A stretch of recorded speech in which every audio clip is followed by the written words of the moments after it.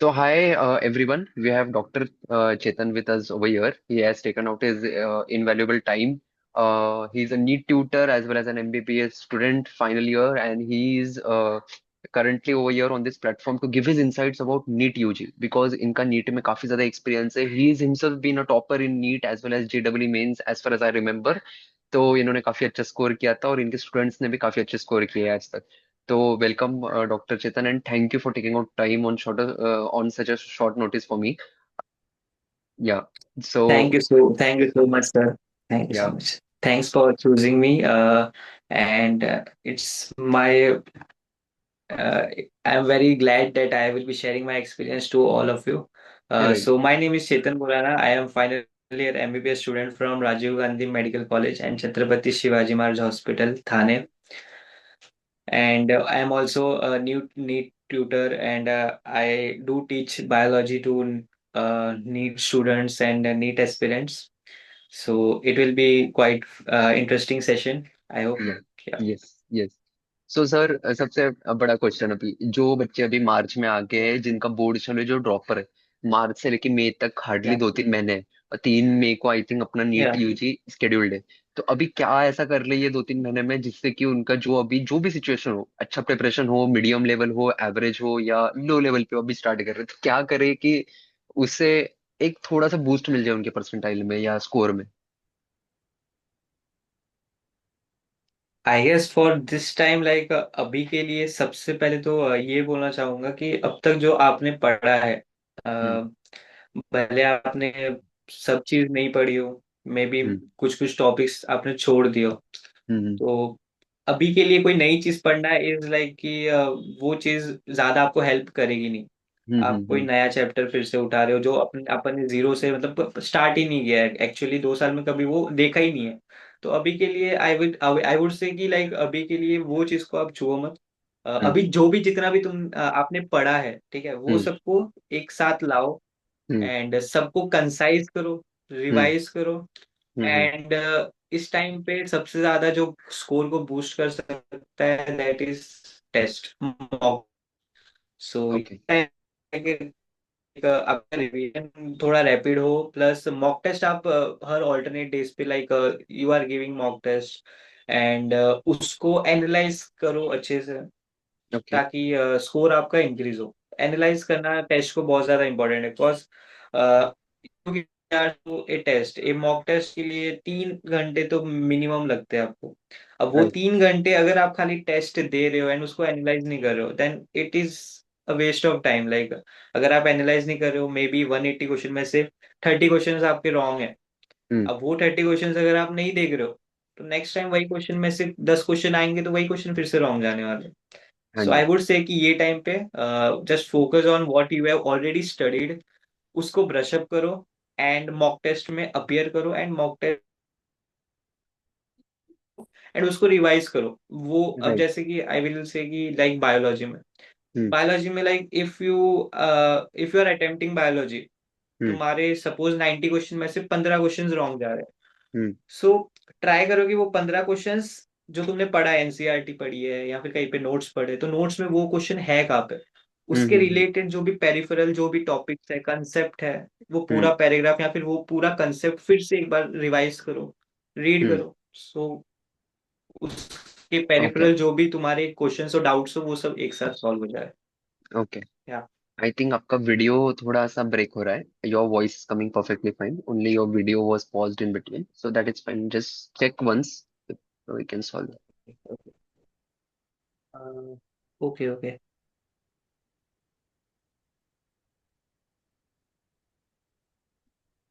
Okay. Is it It's still kind of stopped, but it's सही है fine. Sir? I can hear you, but your video is kind of stopped at a moment. ऐसा अभी ठीक है अभी आ रहा है. Yes. Okay So, okay. okay, sir. And next thing is for the students who are moving from 10th to 11th. अभी जो लोग 10th बैठ रहे हैं काफी सारे पेरेंट्स की इंक्वायरी आती है कि भाई हम लोग नीट के लिए जा रहे हैं बट डर लगता है 25 लाख बच्चे बैठने वाले नीट में. तो कैसे प्रिपेयर करें एलन लगा ले या क्या लगा ले या क्या कर ले कैसे कोटा भेज दे बच्चों को. तो what is your point of view on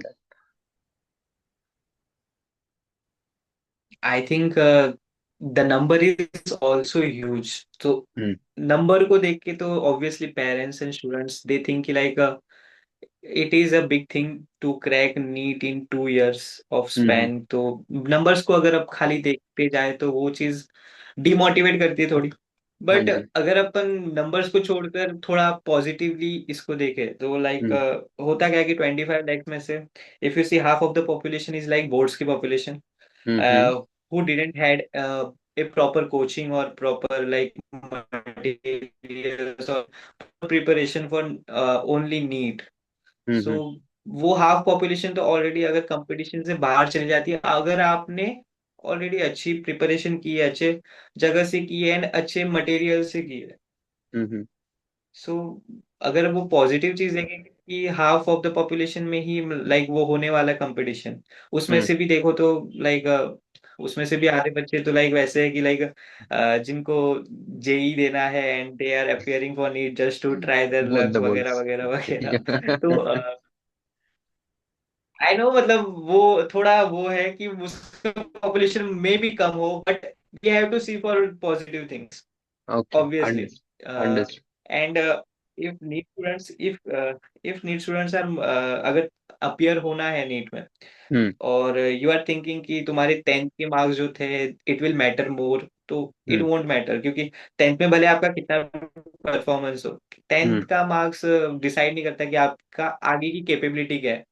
right आगे you are capable to do anything like if you right. Do hard work then you can crack NEET। I have seen many students like जिनके 60-70% थे 10th में, they have topped, they have gone to GMCs, so hmm government medical colleges में। so हम्म 10th के marks के ऊपर ज्यादा demotivate तो होना नहीं है। 10th के मार्क्स जो भी थे उसे एक्सेप्ट किया जाए एंड आगे हम्म बढ़ा जाए। एंड अगर अगर आप अपने माइंड में इतना क्लियर हो कि आपको जेई करना है या नीट करना है, एंड हम्म इफ आपने सोच लिया है कि नीट करना है, hmm so you don't have to wait for anything क्योंकि हम्म 2 साल का स्पेन बहुत कम स्पेन होता है एक कंपटीशन के लिए। Right to right. Like move on, you have to move on from that 10th वाला phase and you have to do hard work. True. आपको उतना टाइम देना पड़ेगा लाइक हम्म उतना ज्यादा टाइम डिमांड करता है हम्म ये पूरा मेडिकल फील्ड उतना ज्यादा टाइम डिमांड करता है। So hmm you have to study hard hmm and I would say कि लाइक एक प्रॉपर गाइडेंस की जरूरत तो हर किसी को होती है। So true. You have to first get idea about NEET, what is NEET and how the questions are asked there, like कौन से chapters are important, which things are important for that, कैसे क्या क्या चीज पढ़नी है, कैसे प्रोसीड करना है हर एक चैप्टर के, अपना अप्रोच क्या होना चाहिए, वो सब चीजें देखनी चाहिए, खुद को एनालाइज करना चाहिए। कंपेयर थोड़ा, अगर इनिशियल फेज में अपन देखें तो कंपेयर थोड़ा कम करना चाहिए दूसरों से। हम्म कंपेयर खुद को करना चाहिए कि खुद हर एक डे पे बेटर कैसे करें, हर एक मॉक टेस्ट में बेटर कैसे करें एंड हम्म खुद कंसेप्ट कैसे बिल्ड करें। हम्म ट्रू। या और सर, जो एक यस। क्वेश्चन मेरा कॉमन होता है वो है कि एनटीए का variability, because last to last year you were there with me, you saw 67 students scored 720, and या then a lot of scandals and scams came out, and then next year all of a sudden the paper became so very difficult। तो physics का paper ऐसा आ गया कि बाप रे, even faculties को भी डर लग रहा था कि ये क्वेश्चन सॉल्व हो पाएगा कि नहीं हो पाएगा। मतलब एडवांस लेवल का, जो जेडबल एडवांस लेवल का होता है, वो क्वेश्चन वो लोग नीट में लेके आते हैं। या तो इससे क्या होता है कि जो स्टेबिलिटी होता है, मेंटल स्टेबिलिटी होता है स्टूडेंट का, साइकोलॉजी होता है, वो हिल जाता है पूरा कि भाई मैं रिपीट करूँ भी या नहीं, क्योंकि अगले साल क्या आया नया प्रॉब्लम हो जाएगा पता नहीं। तो what is your take on that कि how to manage this things and ignore all this things and just go on with your preparation? Actually ये सब चीजें अपने हाथ में तो नहीं है, like it is not in our hands. NTA paper कैसा बनाएगा, उसका डिफिकल्टी लेवल कितना होगा, वो अपने हाथ में नहीं है। बट एज यू नो कि ये कंपटीशन है, हम्म कंपटीशन में इफ पेपर का डिफिकल्टी लेवल थोड़ा भी फ्लक्चुएट होता है तो वो सबके लिए होता है। Hmm it will obviously it will change everyone's rank, everyone's score. तो ये सबके लिए होना है। हम्म I will say कि instead of focusing on all these rubbish things, you should hmm just try कि like तुम अपने जोन में हो, तुम हम्म प्रिपरेशन वो लेवल की कर रहे हो कि वो पेपर कैसा भी आए तुम वो मैनेज कर सको। ट्रू। I would say कि like physics you can't like blame anyone की फिजिक्स हार्ड आया या इजी आया, बिकॉज हम्म ऑब्वियसली जिस जो 2 साल पहले हुआ था उससे एंटी एक्सपोज, एंड ऑब्वियसली जो कट ऑफ वो टाइम पे जा रहा था, वो टाइम पे जो कट ऑफ था वो बहुत ज्यादा गंदा था। लाइक इतने हम्म। बच्चे आउट ऑफ स्कोर कर रहे हैं, एक कंपटीशन में आउट ऑफ स्कोर करना is like it is not good thing. Competition is competition when 30 to 40 marks at least cut off से कम ही हो, मतलब आउट ऑफ से कम ही हो, राइट रैंकर्स का भी। सो राइट। वो चीज अच्छी है कि इस बार उन लोग ने थोड़ा सोचा है कि लाइक डिफिकल्टी लेवल इंक्रीज करना चाहिए। And hmm. डिफिकल्टी लेवल जब इंक्रीज करते तो वो कट ऑफ भी जो कम होता बच्चे है। एक्चुअल में पढ़ रहे हैं, हाँ। जिन बच्चों ने एक्चुअल में लाइक मेहनत की है, हम्म। वो स्कोर करता है। क्योंकि ट्रू। होता क्या है ना कि लाइक बाद में जब पेपर्स इजी होता है तो जो बोर्ड्स लेवल पे जो पढ़ रहा है एंड हम्म जिसने इतनी मेहनत की नहीं है, हम्म। वो भी क्वेश्चन सॉल्व कर लेता है। लाइक तुमने अगर कंपटीशन के लेवल की मेहनत की है तो तुम कर सकते हो, लाइक वो टफ क्वेश्चंस भी सॉल्व कर सकते हो। And correct. ऑब्वियसली तीन तीन सब्जेक्ट्स है, अब उसमें से एक सब्जेक्ट को टफ बनाना हर साल जरूरी होता है। हम्म ये पैटर्न हमने हर साल देखा है। लाइक हम्म 22 में उन्होंने बायोलॉजी को थोड़ा टफ बनाया था, देन हम्म 23 में उन्होंने तीनों पेपर को, लाइक 23 एंड 24 को उन्होंने तीनों पेपर को इजी बना दिया, तो उसकी वजह से बहुत सारे स्कैंडल्स हो गए, देन ये सब चीजें हुई। देन फिर 25 में लास्ट ईयर उन्होंने फिर फिजिक्स को टफ किया। एंड यही हम्म पैटर्न चलता है पहले से, बीच में जो 2 साल हो गए थे वहां पे थोड़ा बहुत अनइवन चीजें हो गई थी, बहुत अनएक्सपेक्टेड थिंग्स हो गई थी, लेकिन हम्म यही चीजें चलती है, यही तीन में से एक पेपर को टफ बनाया जाता है। तो हम्म वो एक पेपर को संभालना आना चाहिए, एंड वो एक पेपर अगर टफ आ भी रहा है, हम्म मैं अभी जो नीट देने वाले उनके लिए भी ये बोलना चाहूंगा कि लाइक जब तुम क्वेश्चन सॉल्व करोगे, पेपर को अप्रोच करोगे, हम्म। तो वो टाइम पे मे बी किसी का अप्रोच ऐसा होता है कि कोई फिजिक्स पहले अटेम्प्ट कर रहा है, कोई बायो पहले राइट अटेम्प्ट कर रहा है।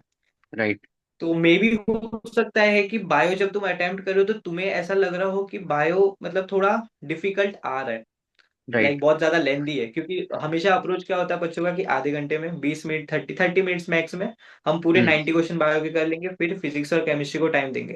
हो ट्रू। सकता है कि इस बार जो क्वेश्चन है वो बहुत ज्यादा लेंदी हो, तो यहाँ पे आधे घंटे के बदले 1 घंटा भी बायो को लग सकता है। और वो करेक्ट। टाइम पे बच्चे थोड़ा स्टेबल नहीं होते, उस टाइम पे बच्चे हम्म। सोचते हैं कि पेपर टफ आ गया है। एंड जब राइट। ऐसा सोचना एक बार वैसा दिमाग में आ जाता है, फिर वो आपका बायो के साथ साथ फिजिक्स भी हैम्पर हो गया, एंड केमिस्ट्री भी वहां पे प्रॉब्लमेटिक वहां पे भी हो गया, वहां पे भी तुम हाँ जी। सिली मिस्टेक करना स्टार्ट कर देते हो।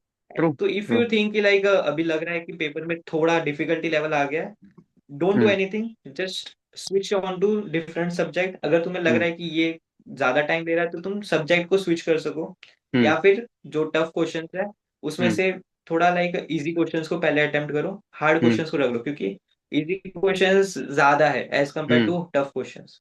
तो हम्म। उनमें थोड़े थोड़े मार्क्स लाना वो ज्यादा इंपॉर्टेंट है। करेक्ट।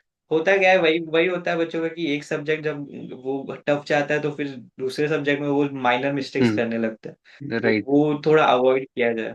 हम्म। बच्चों जो 11th मूविंग स्टूडेंट्स है उनको भी यही बोलना चाहूंगा कि अ, तो थोड़ा फिजिक्स फिजिक्स में थोड़ा आपका लेवल मेंटेन करो। Like hmm. If you are trying कि तुम हर एक मतलब वर्स्ट सिचुएशन के लिए रेडी रहो, तो राइट। मैं बोलूंगा कि तुम जेई मेंस के लेवल का फिजिक्स पढ़ो। वैसा तुम प्रैक्टिस करो, हम्म वैसा हम्म स्टडी करो, ताकि हम्म। तुम्हारा नीट भी कवर हो, तुम जेई भी कवर कर सको। ट्रू। केमिस्ट्री केमिस्ट्री हर बार मतलब उसका लेवल वो सेम ही रहा है, मॉडरेट ही रहा है। तो chemistry in the sense chemistry हो जाता है एक बार के लिए, जो प्रॉब्लम आती है फिजिक्स में आती है, फिजिक्स में स्कोर हम्म। बढ़ता नहीं है। तो फिजिक्स राइट। में आई विल से कि instead of just mugging up theory theory theory, theory से कुछ नहीं होता। क्योंकि कम्पिटेटिव एग्जाम में अगर तुम्हें 180 मिनट्स में 180 क्वेश्चंस करने हैं, तो हम्म। वहां पे everything depends on practicing. Right. वहां पे जितना ज्यादा तुमने क्वेश्चंस देखे हैं, तुम्हारे हम्म प्रिपरेशन में जितने ज्यादा क्वेश्चंस देखे, जितने ज्यादा क्वेश्चन सॉल्व किए, हम्म वो अगर ज्यादा है, तो वहां पे जैसे ही तुम एग्जाम में जाओगे एक क्वेश्चन देखोगे, उसका अप्रोच पता चलता है कि इस क्वेश्चन को सॉल्व किस अप्रोच से करना है। हम्म। क्योंकि फिजिक्स में सर आपसे ज्यादा कौन ही किसको ही पता होगा, लाइक फिजिक्स में यू ऑल्सो नो कि या। लाइक एक क्वेश्चन का अप्रोच डिफरेंट हो सकता है करेक्ट करेक्ट। ना। एक क्वेश्चन का अप्रोच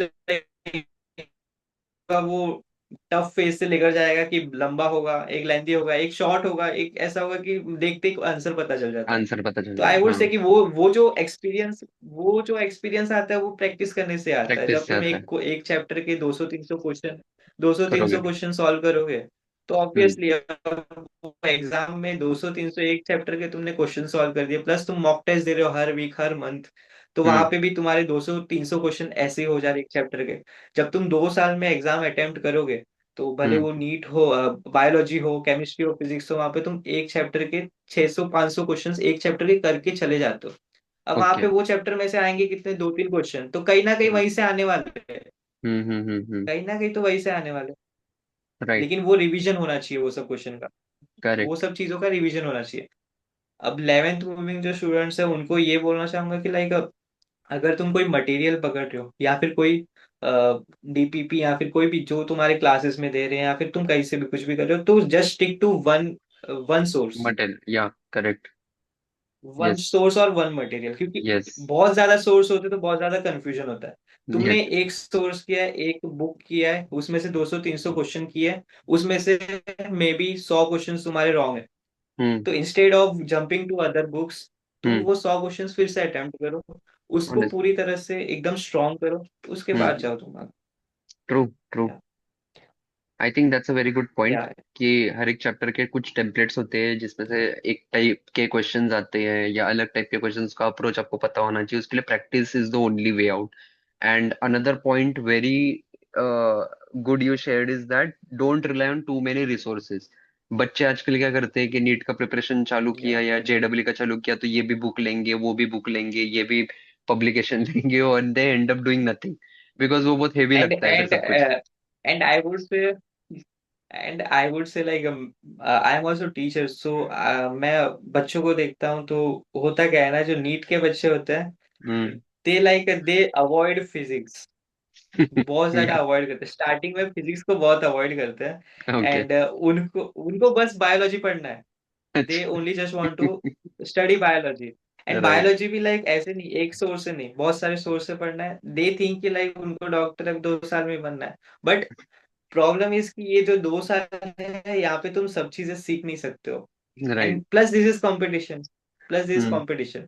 सो यहाँ पे जितना ज्यादा तुम बेसिक्स से स्टिक रहोगे, जितना ज्यादा तुम सिलेबस से स्टिक करोगे, उतना ज्यादा तुम एक्सेल करोगे एग्जाम में। True. Because you have many years ahead, like या। 4 to 5 years. You can study everything. You have to study everything actually. या। Yes. Yeah. I think that was a very insightful session doctor Chetan. Lot of parents मुझे लगता है कि आपसे connect करना चाहेंगे इस सेशन के बाद में। I would definitely share your contact with them, and thank you for being here, giving your valuable time to us, and sharing so many insights with us, and hopefully we'll connect again and we'll share insights and help our NEET community again to prepare. So thank you. Thank you. Thank you Thank so much, sir. Thank you so much. All the you. very Okay. best, sir. Thank you. Thank you. Okay, I'll end the meeting now.